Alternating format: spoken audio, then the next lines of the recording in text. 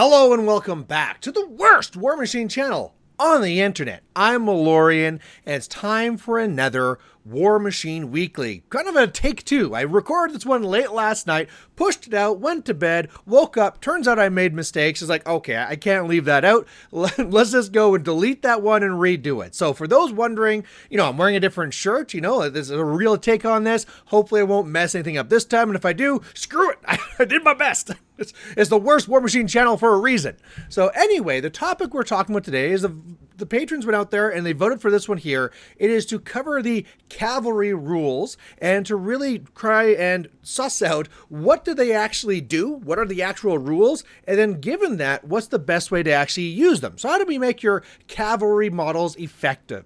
So let's first of all just talk about what it even means to have this. Now, if a model has this rule, if you look at its little stat line, there'll be the little circles there for the special rules, and there'll be the one with the little horsey head. That means that this model or unit has the cavalry advantage. Now, this gives you a number of things. Some of them will be always in play. Some of them are a little bit more situational, but they really actually aren't all that bad when you really break it down. So the very first thing that happens here, if you are a cavalry model, is that you are going to be having a mount, which is going to be having a mount attack. You're going to see that right away because when you look at the initial attacks, sure, there'll be the ones maybe you got like the sword icons for the melee attacks. You have the gun icons for all your little shots you have, and then there might be a horseshoe there as well. In fact, there will be one if this is actually a cavalry model. Now, that attack is just an additional melee attack, an additional initial attack. Hooray, you get extra attacks, why not? Now, there are some extra things that go along with it, however. The first thing being that the range for these is going to be ½ an inch. So it really doesn't matter what you are. You might have a sword, you might have whatever. When it's time for that horsey to do its kick, it's only going to be ½ an inch. So that's something to be keeping in mind. So at its base there, if all you did is walked your model into combat and rolled your attacks, assuming everything's in range, it's just one extra attack. Okay, that's easy. However, it gets a little bit more complicated once you actually go and charge something. Now, the first part of this is that if you go and do a successful charge, meaning that you move at least 3 inches, it means your charge attack roll is going to be boosted.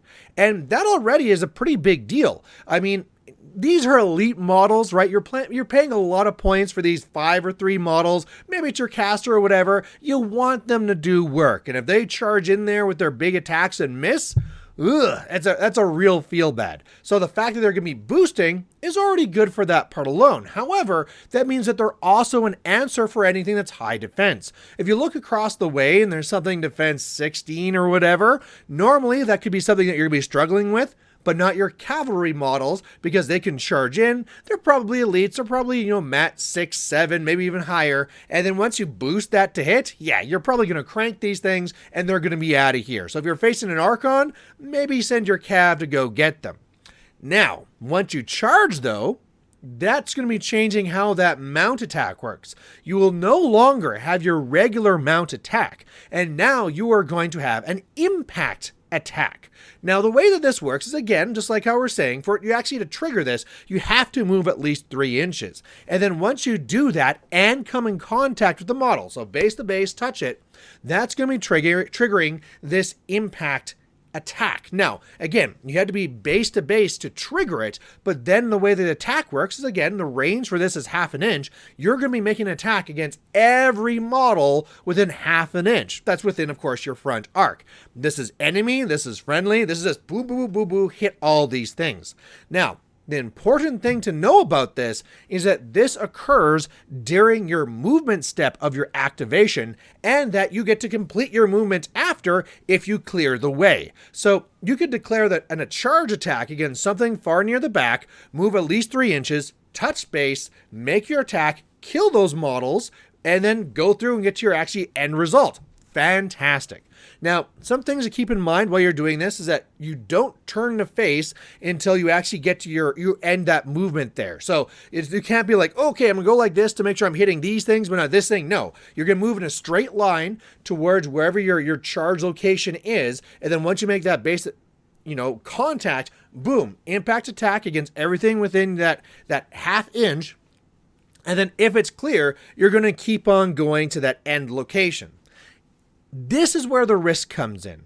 Sure, there's the risk where if you do an impact attack by where there's your own models, you might be hitting your own things too. However, the real risk comes to what happens if you don't kill that model. So it feels really good to be like, yeah, I'm going to smash into this, get over there, kill extra things.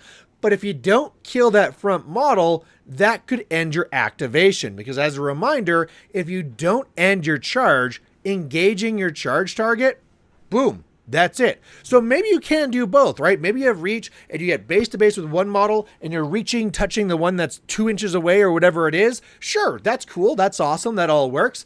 But if it's not, and maybe you failed to hit, maybe they toughed, whatever it is, you are now no longer going to be able to get to engage your charge target, and that activation is done for that model. That's a real risk. Also, something to keep in mind here as well is that this is not your charge attack, so it is not boosted.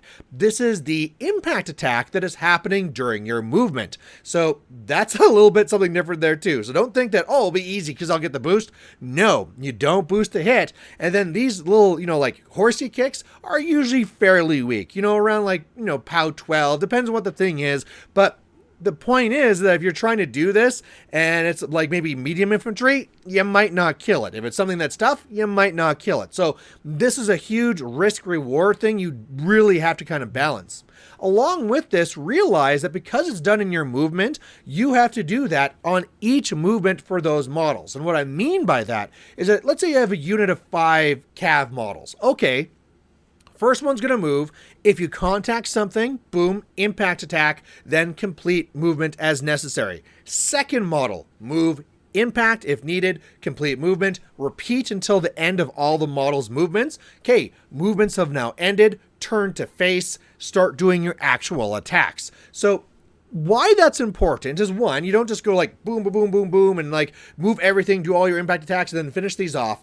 It's important because the good news is that you can be clearing the way. Maybe something else wants to charge over here, but I can't because there's things in the way. Well, this can charge over, impact attack, get over here. Now it's clear for this model, get over this way. And you can kind of like open things up. In fact, if you can master that part where one model is clearing for another model, your cav are going to be doing lots of work.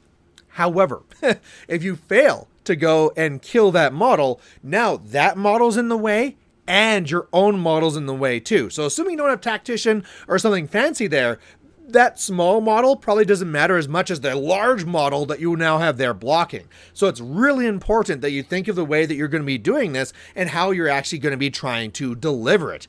Otherwise, that's kind of it, right? You're going to get there, you're going to be doing your impact attacks, and then make your normal attacks, and off you go.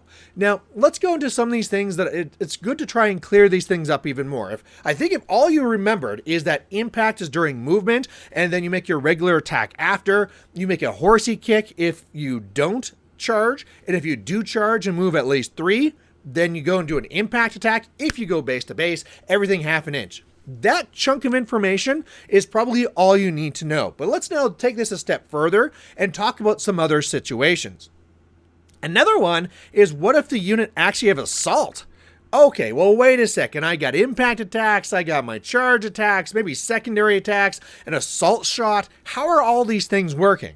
Well, let's try and break these things up. Impact attacks happen during movement. Your assault shot happens after movement, but before initial attacks. So what that means then is that you can basically charge in during your movement any impact attacks that matter. Once all that's done and everything's in that position, you get your assault shots. Pew, pew, pew, pew, pew, all the way down. Now, if you kill your target with your impact attack, you have to do your assault shot against the thing you charged. So if you kill it with the impact attack, well, thumbs up, you killed your target, but you cannot redirect your assault shot. Sorry. However, if either your mount attack or your assault goes and kills your charge target, at least your charge attack can be redirected. So if you just remember those things about how those things break up, that's going to help for like the order and what phase. The other thing that might be a little bit hard to remember too is that assault shots can't be done if you start engaged. So normally, if something's engaging me, if I have some way that I can move 3 inches and still do a charge, I can still do that. Exactly the same thing works for Cav. All the regular Cav rules are fine for that. Assaulting, though, does not. So there is a little bit of difference there, and I do see people kind of confuse those rules now and then. Just know that that's the difference for them.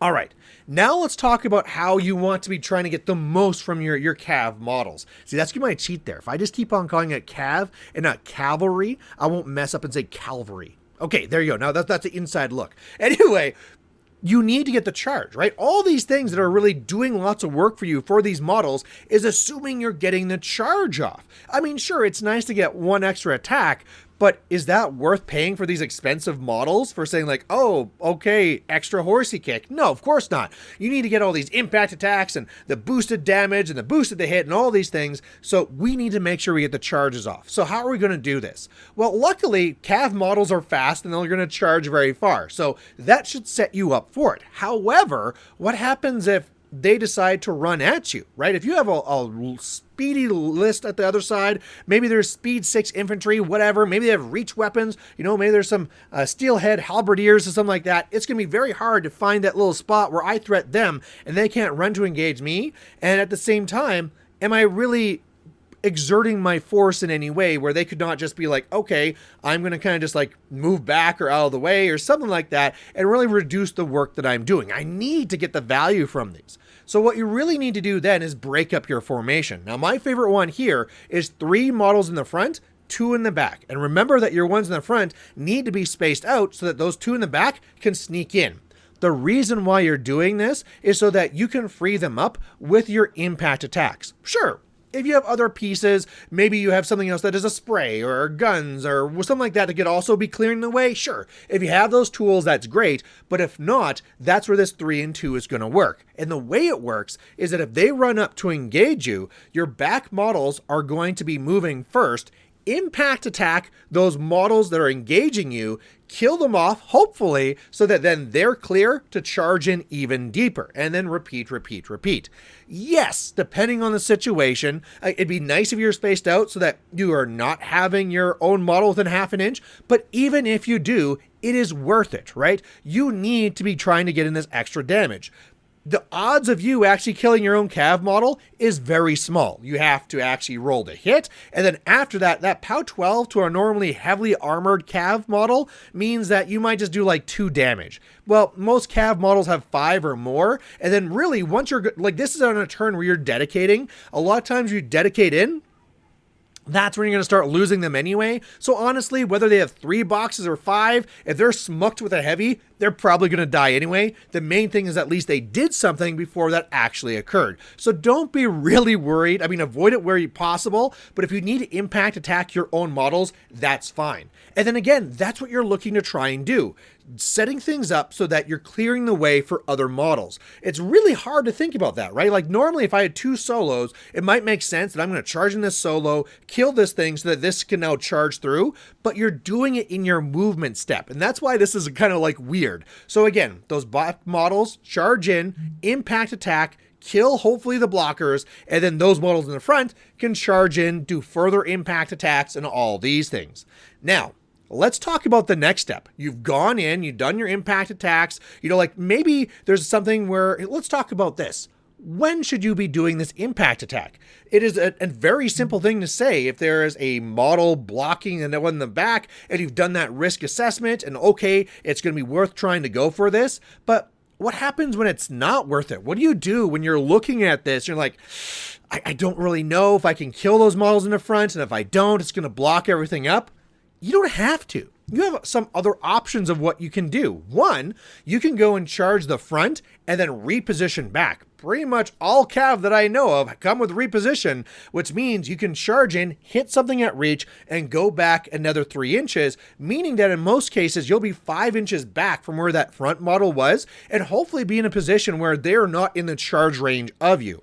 Now, if you can't do that, another thing you can do is charge in that front rank. One model is going to repo forward and engage everything else, and the others are going to repo back. Again, trying to set these things up so that there's always models that can get off the charge. So that's another option. Another option is to be like, oh, this thing is going to be too tough to kill. Screw it. I'm just going to charge past it. Maybe I can get to something where I'm going to be like staying still in the arc, so no free strike, and I'm hitting something in the back. Whatever, look for those cases. Sometimes it's even just better to charge somewhere else, and it's not like an impact hit to clear to get in deeper. It's that I'm going to be doing more damage wherever I get. So I get to my end location, impact attack, a whole bunch of things in my final location, and then finally make that attack after. There's lots of different ways where you might want to be trying to apply this. That's the big thing, though, is just trying to make that assessment of what's the right risk and what's the right order to do these charges. And when we're talking about order, do the low risk things first, right? If there's one case here, we're like, okay, oh man, I really want this to go through, but if this fails, it's going to block like 2-3 of my other models. Well, do the other models first. Get them out there where possible, and then also have like a backup plan. Be like, okay, if I charge this one, what is the best location that I can do this charge line in where I still do the impact attack, but it gives me another way I could be going with another model. So the best way to think about that is don't directly go into the model such that another model can try and do another impact attack and clear the way, right? Things like that. Try and think of the order you're going to be doing them and where the next models are going to be going.